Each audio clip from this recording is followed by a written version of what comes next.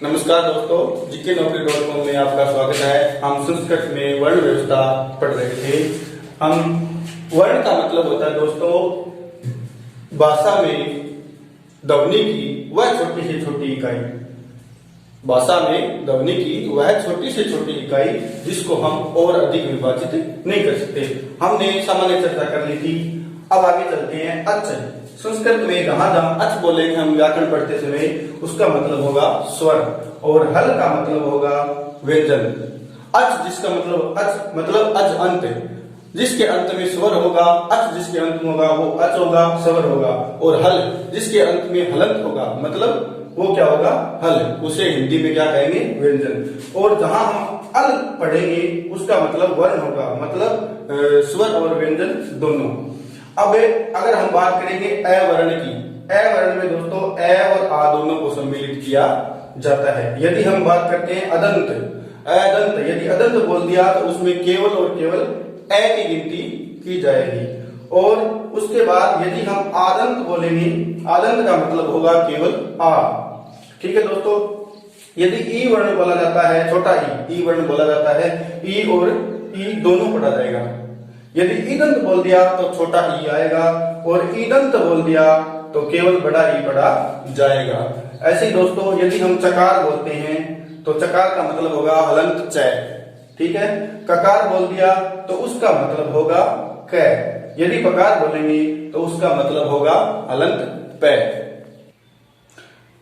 दोस्तों हम पढ़ रहे थे वर्ण व्यवस्था, तो उसके बाद हम अगला पार्ट देखते हैं वर्णों की विशेषता, उदात्त, अनुदात्त और स्वरित। इसके साथ साथ ह्रस्व, दीर्घ और प्लुत तो होंगी, लेकिन इनकी ये तीन विशेषताएं और हैं। कौन सी? उदात्त। उदात्त स्वर में हम कोई नया अलग से चिन्ह लगाकर इनको नहीं पढ़ा जाता है। जैसे ए है, ह्रस्व है, उदात्त भी है। आ है तो दीर्घ है, इसके साथ साथ क्या है, उदात्त भी है। और है प्लुत है दोस्तों, इसके साथ साथ और क्या है, उदात्त। अब अगली विशेषता है अनुदात्त। अनुदात्त में दोस्तों नीचे पड़ी लाइन की पहचान होती है, यानी अनुदात्त स्वर जो होगा उसके नीचे पड़ी लाइन होगी। तो अ है, ह्रस्व है, अनुदात्त है। उसके बाद आ है दोस्तों, इसके नीचे पड़ी लाइन है, इसका मतलब ये दीर्घ है और अनुदात्त है। और ये अ पड़ी लाइन है इसके नीचे भी, तो दोस्तों ये प्लुत है, अनुदात्त है। ठीक है। और उसके बाद तीसरी विशेषता आती है स्वरित। स्वरित का मतलब होता है स्वर के ऊपर एक खड़ी लाइन। ठीक है। खड़ी लाइन इसकी पहचान है।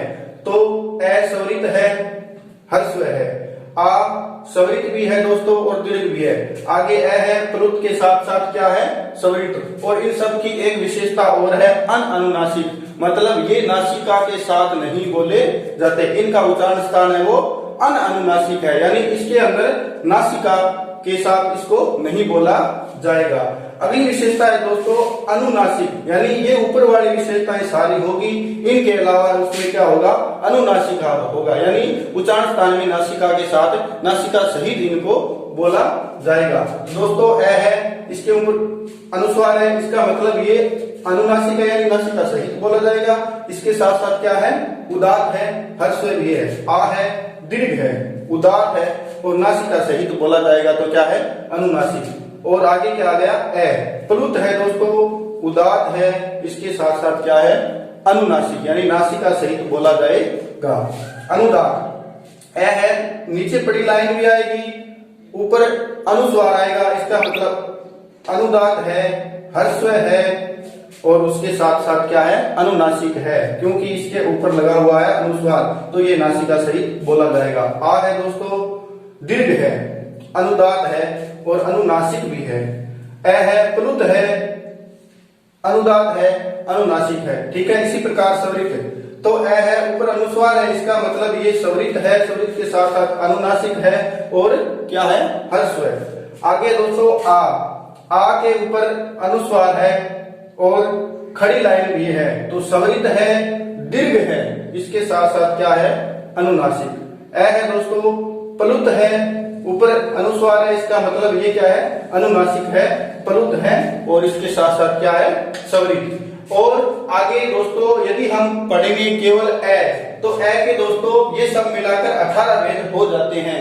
और यदि हम कहते हैं अत, तो अत में केवल ए के कितने भेद होंगे? 6। यदि दोस्तों हमने ए लिख दिया, ए के ऊपर अनुस्वार है, तो इसकी विशेषता होगी ह्रस्व हो गया, उदात्त हो गया, और इसके साथ साथ क्या हो जाएगा? अनुनासिक। दोस्तों अब हम वर्णों के उच्चारण स्थानों के बारे में जानकारी लेंगे। तो उच्चारण स्थान का मतलब है दोस्तों कौन सा वर्ण किस स्थान से बोला जाएगा, यानी मुख से जब उच्चारण करते हैं तो कौन सा वर्ण कौन से स्थान से, कौन से उच्चारण स्थान से बोला जाएगा। सबसे पहले हम देखते हैं ए, क, ख, ग, घ और अंग और विसर्ग और है। तो दोस्तों ये पंचम वर्ण है सभी वर्गों के जो पांचवें वर्ण है उनको तो हम नासिका से बोलते हैं, तो इनको हमने अलग डिवाइड करके देख लिया। ये सभी नासिक के वर्ण है, यानी हर वर्ग का पांचवा वर्ण नासिका से बोला जाएगा। तो ये कौन सा हो गया? नासिक के। अब देखते हैं ये वाला है ए, क, ख, ग, घ, विसर्ग और है। इनका उच्चारण स्थान होता है दोस्तों कंठ, तो उनको क्या बोलते हैं? कंठ है। दूसरे नंबर पर है ई, च, छ, ज, ज, स और ये, इनका उच्चारण स्थान होता है दोस्तों तालु, तो इनको तालव्य बोलते हैं। तीसरा है री, ट, ठ, ड, ढ, स और र, तो इनका उच्चारण स्थान होता है मूर्धा, इसलिए इनको क्या बोलते हैं? मूर्धन्य। अगला है चौथा री, लरी, त, थ, द, ढ, स और ल, ठीक है।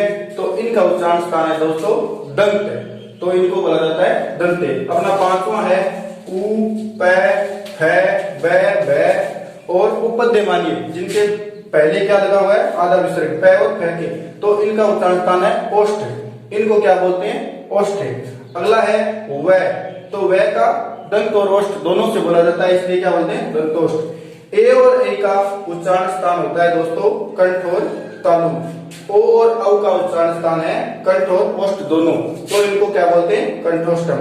अगला है अपना जीवामूल्य, यानी क और ख से पहले यदि आधा विसर्ग है तो उनको क्या बोलते हैं? जीवामूल्य, और यही उनका उच्चारण स्थान है। और है इनको क्या बोलते हैं? हम उर, ठीक है, तो इनको उर्स्व वर्ण बोलते हैं। तो नासिका जिसके जो पंचम वर्ण है सारे वर्गों के, उनका उच्चारण स्थान क्या है? नासिका। और एक बात दोस्तों, विसर्ग जिस भी वर्ण के साथ लगेगा उसका उच्चारण स्थान भी वही माना जाएगा। जैसे क के साथ लग गया तो उच्चारण स्थान क्या हो जाएगा? कंठ, और च के साथ लग गया तो उच्चारण स्थान तालु। तो दोस्तों विसर्ग जिस भी वर्ण के साथ लग जाता है उसका उच्चारण स्थान भी उसी वर्ण के अनुसार हो जाता है।